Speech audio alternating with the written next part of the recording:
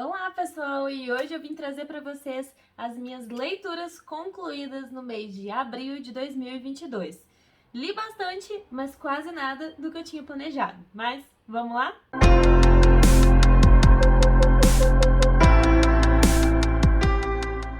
Logo no comecinho do mês eu concluí a leitura de Amor de Redenção. Já até saiu resenha lá no canal, vou deixar aqui em cima nos cards. Eu acho que é do lado de cá, sempre confundo. Vou deixar aqui em cima nos cards para vocês darem uma olhada na resenha.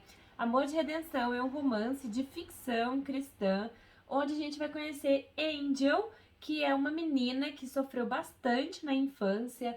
Ela é filha ilegítima de um homem muito rico da alta sociedade que queria que a mãe dela abortasse ela, e ela cresce com esse sentimento de não ter sido querida pelo pai. O pai então coloca as duas na sarjeta, ela e a mãe dela tem que se prostituir para poder sustentar ela, e com 8 anos a mãe de Angel morre. Então Angel é entregue para prostituição.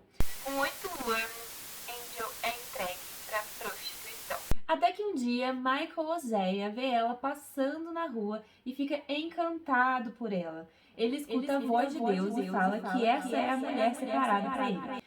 Ele, então, um homem que estava se guardando para o casamento, um homem que é cristão, que segue os preceitos de Deus, se vê, então, perdidamente apaixonado por uma prostituta.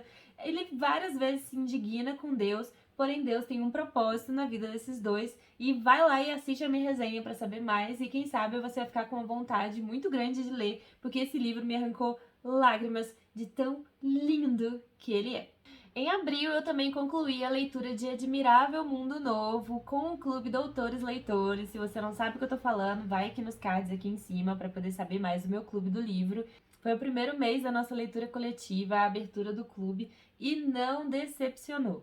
Admirável Mundo Novo é uma distopia que se passa em 632 depois de Ford. Sim, Ford se tornou a peça central dessa sociedade. E Cristo foi deixado aí só para os selvagens. Nessa distopia, então, os humanos são produzidos em massa dentro de uma fábrica por inseminação artificial. Família não existe mais. O termo pai e mãe virou uma ofensa. O amor aqui é proibido, estritamente impensável você ser monogâmico. Aqui a promiscuidade é o lema, porque aqui todo mundo é de todo mundo. E o certo é isso. Aqui a gente tem uma sociedade com um governo totalitário, onde existe um controle das pessoas pelo prazer. Não é estimulado você ter qualquer sentimento de individualidade e de tristeza. E para isso, então, eles inventaram uma droga chamada soma, que o ser humano, ao se defrontar com qualquer conflito, toma, e ele entra então num estado de transe. Resumindo, ele fica chapadão e esquece todos os problemas e fica feliz sem motivo nenhum.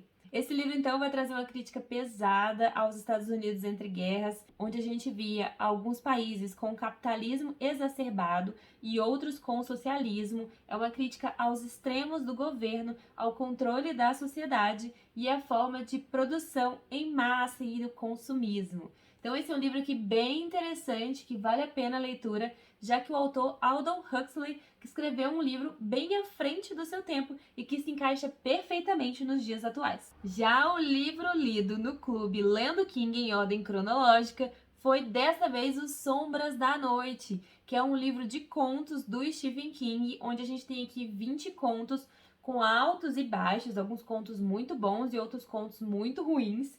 A gente tem aqui também um conto que fala sobre antes de Salem e depois de Salem, e vários contos que viraram filme, como, deixa eu olhar aqui atrás para não esquecer de falar para vocês, As Crianças do Milharal, que virou aquele filme Colheita Maldita.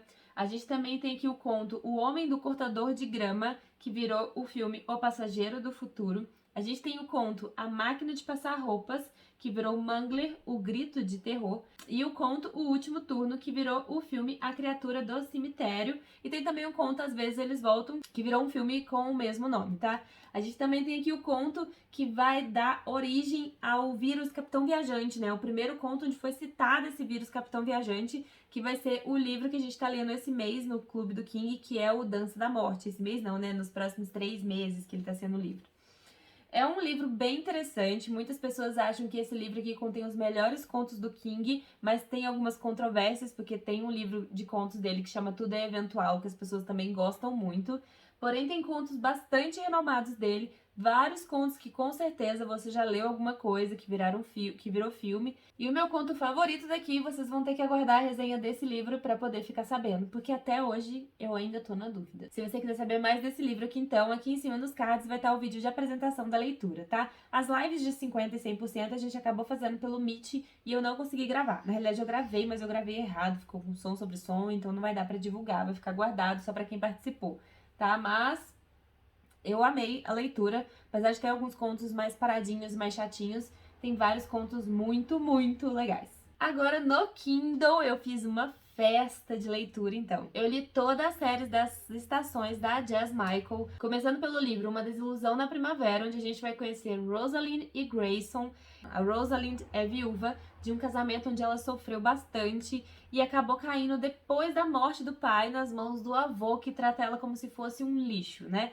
Por acaso, então, ela acaba pegando durante uma viagem, ela acaba pegando um tempo muito ruim, tendo que dormir numa estalagem. Ela acaba conhecendo o Grayson e se tendo uma quedinha por ele de cara. Ele faz então, depois de uma conversa, uma proposta deles terem uma única noite de amor, já que eles gostaram tanto dele e se permitirem isso, né?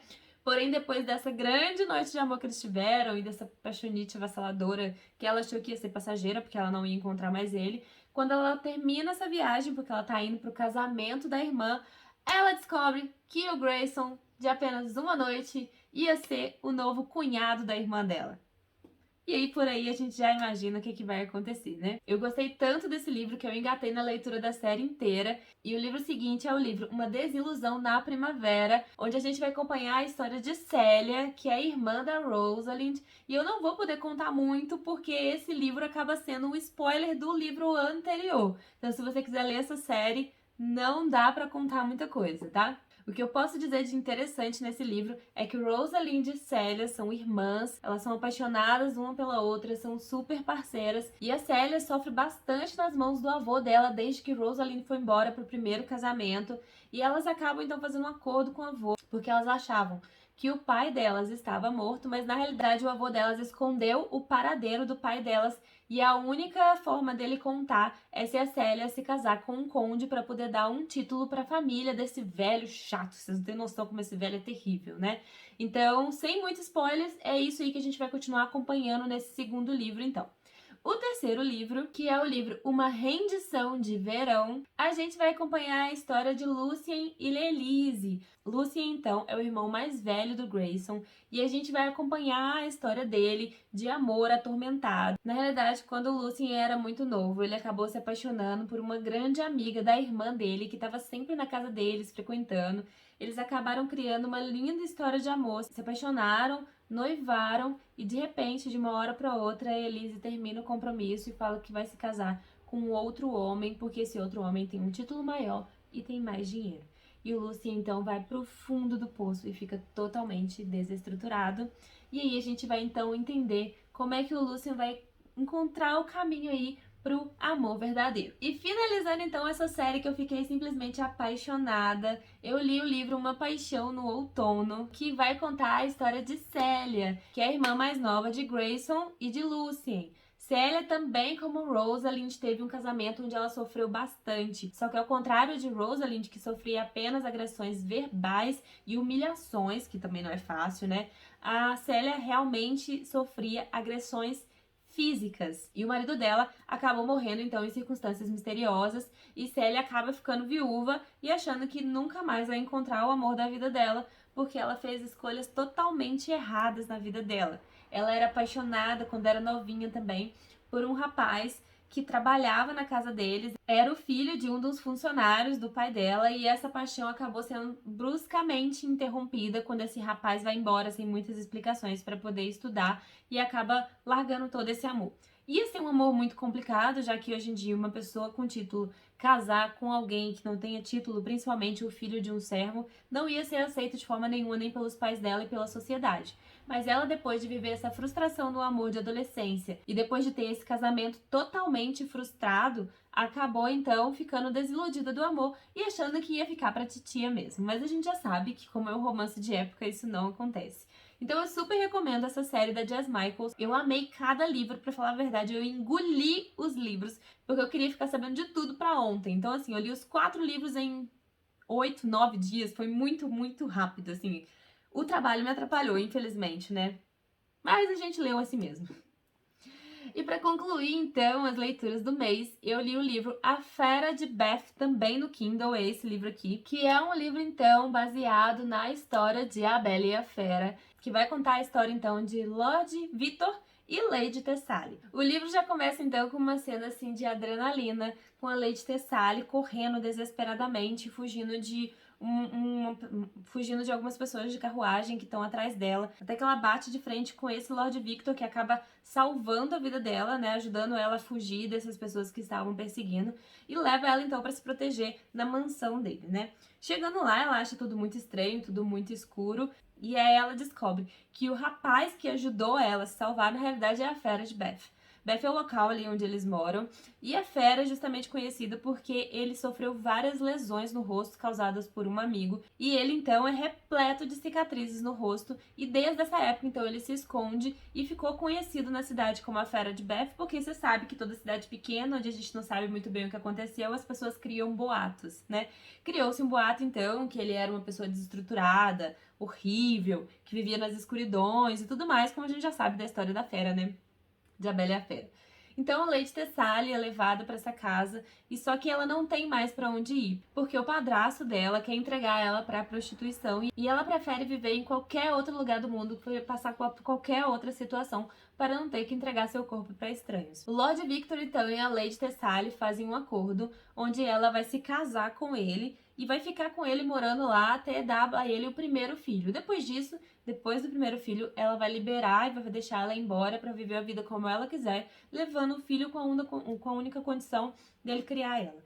A única vontade de Lord Victor era ter um herdeiro, e como tinha muito tempo que ele estava sozinho, não tinha mulheres, ele ficou extremamente atraído pela Lady Thessaly, e ela então, como não tem para onde fugir, acaba vendo então um caminho de segurança e estabilidade, porque naquela época uma mulher casada conseguia um pouco mais de segurança e estabilidade, além do mais, o dinheiro que o Lord Victor tinha ia dar uma situação de conforto para ela. Ela acaba se vendo sem saída e aceita esse contrato, e a gente já sabe o que vai acontecer, né? Então, eu vou trazer resenha aí de todos esses livros individualmente, eu vou trazer uma resenha mais específica da série das estações da Jazz Michaels, e vou trazer uma resenha mais específica desse livro A Fera de Beth, para vocês verem, né, que foram leituras muito boas, porém, não cumpri nenhuma meta do mês passado. Aliás, cumpri algumas metas do mês passado, mas eu joguei as metas não cumpridas pro próximo mês. Quem sabe, né? Então, beijos, eu vou ficando por aqui e até a próxima!